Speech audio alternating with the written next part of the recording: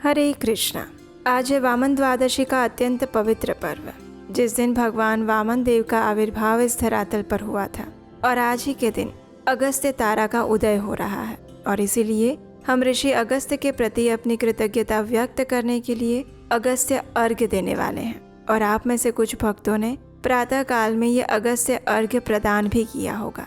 तो चलिए आज के इस सुंदर सुअवसर पर हम अगस्त्य अर्घ्य से जुड़ी हुई इस पौराणिक कथा का श्रवण करते हैं।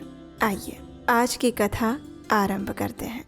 भगवान शिव ने कहा, हे ब्रह्मपुत्र, अब मैं अगस्त्य जी को अर्घ्य प्रदान करने की उत्तम विधि का वर्णन करता हूँ, जिसे करने से मनुष्य सभी वांछित फल प्राप्त कर लेता है। अगस्त्य के उदय के पूर्व काल का नियम जानना चाहिए। जब समरात्रि यानी कि 8 या 10 रात्रि उदय होने में शेष रह जाए, तब 7 रात्रि पहले से उदय काल तक प्रतिदिन अर्घ्य प्रदान करें। उसकी विधि मैं अब आपको बताता हूँ। जब से अर्घ्य देना प्रारंभ करे, उस दिन प्रातः काल श्वेत तिलों से स्नान करके गुरु आश्रमी मनुष्य श्वेत माला और श्वेत वस्त्र धारण करे और सुवर्ण आदि से निर्मित कुंभ स्थापित करे। वो छिद्र रहित पंचरत्न से युक्त धृत पात्र से समन्वित अनेक प्रकार के मोदक आदि भक्ष्य पदार्थ और फलों से संयुक्त माला वस्त्र से विभूषित और ऊपर स्थित ताम्र के पूर्ण पात्र से सुशोभित होना चाहिए। उस पात्र के ऊपर अगस्त्य जी की सुवर्ण प्रतिमा स्थापित करे, जो अंगुष्ठ मात्र प्रमाण वाले पुरुष आकार 4 भुजाओं से युक्त स्थूल और दीर्घ भुज दंडों से सुशोभित दक्षिण दिशा की ओर मुख किए हुए सुंदर शांत भाव संपन्न जटा मंडलधारी कमंडलु धारण किए हुए अनेक शिष्यों से आवृत हाथों में कुश और अक्षत लिए हुए होने चाहिए। ऐसे लोपा मुद्रा सहित मुनि अगस्त्य का आवाहन करें और गंध पुष्प आदि 16 उपचारों तथा अनेक प्रकार के नैवेद्यों से उनका पूजन करें। इसके बाद भक्ति युक्त चित्त के साथ उन्हें दही तथा भात की बलि प्रदान करें। तदअनंतर अर्घ्य दें और उसे भी विधिवत सुनिए।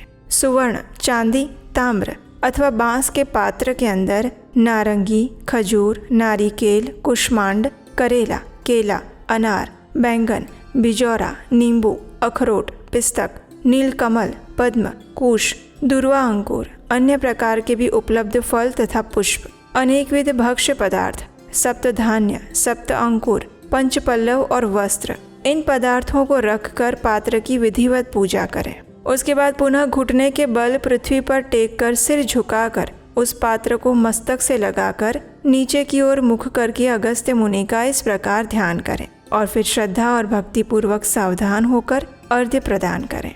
उस समय इस प्रकार चिंतन करें, काश पुष्प के समान स्वरूप वाले अग्नि तथा वायु से प्रादुर्भूत और मित्र वरुण के पुत्र हे अगस्त्य, आपको नमस्कार है। विंध्य की वृद्धि को रोक देने वाले, मेघ के जल का विष हरने वाले, रत्नों के स्वामी और लंका में वास करने वाले हे देवर्षे, आपको नमस्कार है। जिन्होंने आतापी तथा वातापी का भक्षण किया, लोपा मुद्रा के पति महाबली और श्रीमान जो ये अगस्त्य जी हैं, उन्हें बारंबार नमस्कार है।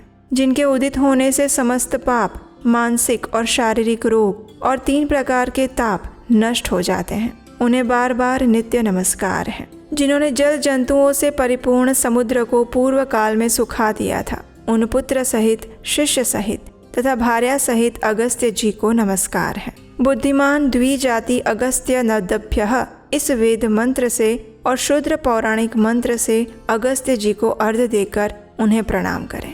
उसके बाद उनकी भार्या लोपा मुद्रा को अर्घ्य दें और उनसे इस प्रकार प्रार्थना करें, राजपुत्री महाभागे ऋषि पत्नी वरानने लोपा मुद्रे नमस्तुभ्यं अर्घ्यं मे प्रतिगृह्यताम्।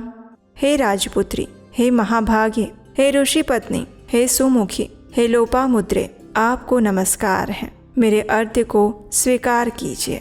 तत्पश्चात मंत्रवेत्ता को चाहिए कि अर्घ्य मंत्र से धृत की 8000 अथवा 108 आहुति प्रदान करे। बुद्धि से परे चरित्र वाले इस प्रकार करके अगस्त्य जी को प्रणाम करने के बाद इस प्रकार विसर्जन करें, ऐहिका मुष्मिकीं कृत्वा कार्य सिद्धिं व्रजस्व भो विसर्जयित्वा अगस्त्यं तं विप्राय प्रतिपादयेत्।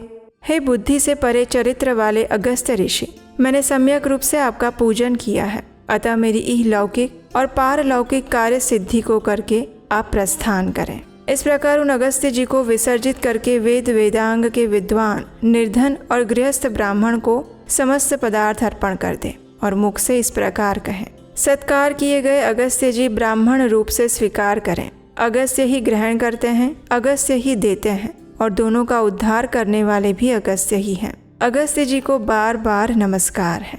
इन दोनों मंत्रों का उच्चारण करके फिर दान दें। ब्राह्मण आदि पूर्व विहित वैदिक मंत्र का उच्चारण करें और शूद्र पौराणिक मंत्र का उच्चारण करें। उसके बाद सुवर्णमयी सींग वाली, दूध देने वाली, बछड़े सहित चांदी के खूर वाली, ताम्र के पीठ वाली, अत्यंत सुंदर कांसे की दोनी से युक्त और घंटा तथा वस्त्र से विभूषित श्वेत वर्ण की धेनु प्रदान करें। अगस्त्य मुनि के उदय के 7 दिन पूर्व से इस प्रकार अर्घ्य देकर ही 7वें दिन दक्षिणा सहित गौ प्रदान करें। इस प्रकार इस व्रत को 7 वर्ष तक करके निष्काम व्यक्ति पुनर्जन्म को प्राप्त नहीं होता और सकाम व्यक्ति चक्रवर्ती राजा होता है और रूप तथा आरोग्य से युक्त रहता है। ब्राह्मण चारों वेदों तथा सभी शास्त्रों का विद्वान हो जाता है। क्षत्रिय समुद्र पर्यंत समस्त पृथ्वी को प्राप्त कर लेता है। वैश्य धान्य संपदा और गोधन प्राप्त करता है। शूद्रों को अत्यधिक धन, आरोग्य और सत्य की प्राप्ति होती है और स्त्रियों को पुत्र रत्न उत्पन्न होते हैं। उनका सौभाग्य बढ़ता है और घर समृद्धिमय हो जाता है। हे ब्रह्मपुत्र, विधवाओं का महापुण्य बढ़ जाता है। कन्या रूप और गुण से संपन्न पति प्राप्त करती है और दुखी मनुष्य रोग से मुक्त हो जाता है। जिन देशों में मनुष्यों के द्वारा अगस्त्य की पूजा की जाती है, उन देशों में मेघ लोगों की इच्छा के अनुसार वृष्टि करते हैं। वहाँ प्राकृतिक आपदाएं निर्मूल हो जाती है और व्याधियां नष्ट हो जाती हैं। जो कोई भी अगस्त्य जी के इस अर्घ्य दान का पाठ करते हैं अथवा मात्र इसका श्रवण भी करते हैं, वे सर्वश्रेष्ठ मनुष्य पापों से छूट जाते हैं और पृथ्वी लोक में दीर्घ काल तक निवास करके हंस युक्त विमान से स्वर्ग में जाते हैं। जो लोग जीवन पर्यंत निष्काम भाव से इस व्रत को करते हैं, वे मुक्ति के भागी होते हैं। फिर मिलेंगे कल प्रातःकाल आपके अपने चैनल उपदेशाष्टकम पर। हरे कृष्ण।